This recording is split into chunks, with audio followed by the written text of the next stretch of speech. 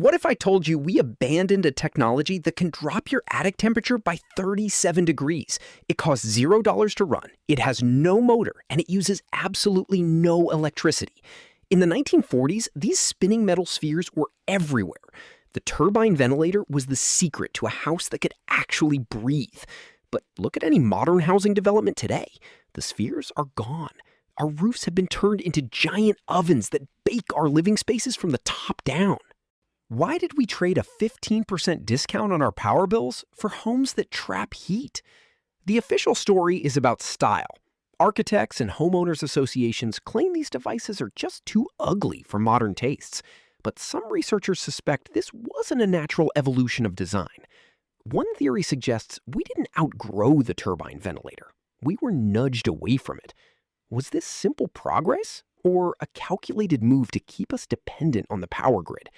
If these devices were so effective, why did they become an architectural eyesore almost overnight? The answer isn't just about how your house looks, it is about who wins when your home is forced to stay hot. To understand why this tech was sidelined, we have to look at the physics that the industry might prefer you forget.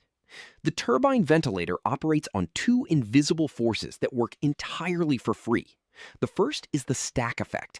Hot air is naturally buoyant. It wants to climb. But in a modern sealed attic, that heat has nowhere to go. The turbine acts as a constant release valve at the highest point of your home, but the real magic happens when the wind blows. This is known as the Bernoulli effect. As a breeze hits those curved metal fins, it creates a zone of low pressure. It essentially sucks the heat out of your attic like a giant vacuum. One theory suggests that a breeze of just 5 miles per hour is all it takes.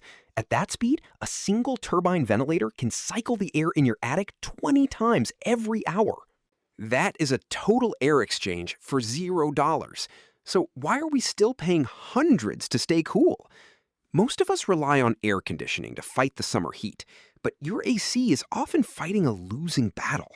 While you are trying to cool your bedroom, the attic above is often baking at 150 degrees. Engineers call this thermal lag. Your roof absorbs the sun's energy all day long. Then it radiates that heat downward into your ceiling for hours after sunset. Passive roof ventilation tries to stop that heat before it ever enters your living space. It is an elegant solution to a massive problem. But if the science is so perfect, why do modern HVAC experts still shake their heads at it? Is it possible that this attic cooling system is just too durable to be profitable? Or is there a deeper flaw that the math is hiding? If the science is so perfect, why do modern pros look the other way? The answer isn't found in a physics textbook. It is found in a ledger. 1952 was the year the air inside our homes changed forever. Before then, cooling was a partnership with nature. But industry giants like Carrier and York saw a different future. In 1953, they formed the Air Conditioning and Refrigeration Institute, or ARI. This wasn't just a trade group, it was a powerful voice with one specific mission. They didn't just sell a machine, they sold a total rejection of the outdoors. The slogan of the era was a command: close your windows. Suddenly, the air outside was framed as something dangerous. It was described as dirty, uncontrolled, and humid. This was the beginning of a massive psychological shift for the American family. One theory suggests this wasn't just marketing. It was a deliberate campaign to kill passive ventilation. The industry began to lobby for changes to building codes across the country. Slowly, the legal requirements for natural airflow began to shrink. Take a look at the Levittown housing boom of the mid-50s. Thousands of identical homes were stamped out with low-pitched roofs. These designs were cheap to build, but they were thermal traps. Without the space for a large turbine ventilator, these attics became ovens. By design or by accident, these houses were built to need mechanical help. Some historians argue this was the birth of planned obsolescence in American architecture. Think about the math. A spinning turbine is a direct threat to a profit margin. It can last 30 years with almost no maintenance and zero fuel. It doesn't need a technician to visit your home every spring, but an air conditioner is a different animal. An AC unit requires a constant stream of electricity. It needs expensive coolants and regular repairs. It is a complex machine designed to eventually wear out and be replaced. By pushing the turbine ventilator out of the mainstream, the industry didn't just sell a product. They sold you a monthly subscription to comfort. They traded a free natural resource for a bill that never ends.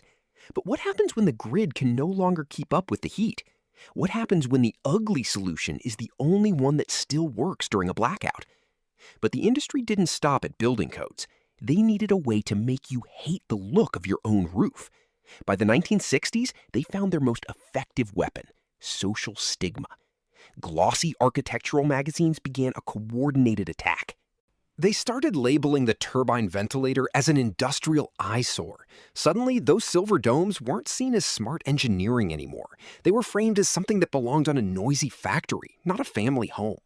One theory suggests this was a calculated psychological shift. If you wanted to look modern, you had to look clean. This paved the way for the ultimate enforcer, the HOA. Homeowners associations across the country began banning the turbine ventilator by name. The crime wasn't a lack of efficiency. The crime was disrupting the uniform lines of the neighborhood. Some researchers argue this aesthetic shift was a direct gift to the power companies. It ensured that every attic stayed hot and every air conditioner stayed on. We were told a flat, silent roof was a sign of status. But that silence has a staggering price tag. Think about the math for a moment. One interpretation is that we traded 15% of our lifetime energy savings just to please a committee. We chose vanity over physics, and as global temperatures continue to break records, that pretty roof is becoming a thermal trap. How much are you willing to pay just to keep your neighbors happy? Because the real danger of a baking attic isn't just a high bill. It is what that trapped heat is doing to the very structure of your home. While we are busy hiding our vents for the sake of curb appeal, the raw data was quietly proving us wrong.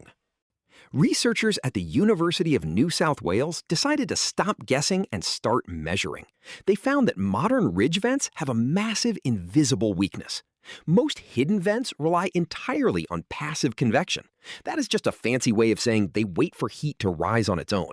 But a turbine ventilator is an entirely different animal. It acts like a mechanical engine that never needs a battery or a plug.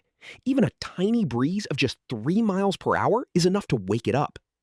Once that dome starts spinning, it creates a literal vacuum. It does not wait for the heat to leave. It reaches into your attic and pulls the scorching air out by force. A study from Texas A&M suggests the math on this is undeniable.